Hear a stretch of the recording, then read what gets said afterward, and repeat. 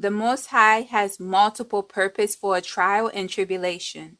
The Zionists believe if they shut down the awakening with their usual threats against us, it would silence us. The Most High used the rebellion of Kanye and Kyrie against the Zionists to bring more of his people into the awakening. We must utilize this time to help all of our people who are waking up in this wave. Israelites, do not allow the workers of iniquity to disciple our people. The Zionists will transform our people into Jews, and they will end up right back into the house of bondage.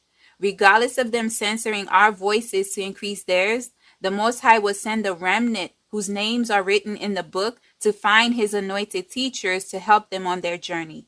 The Zionists have no choice but to confirm what was written. All of their secrets will be made known. Everything written will come to pass.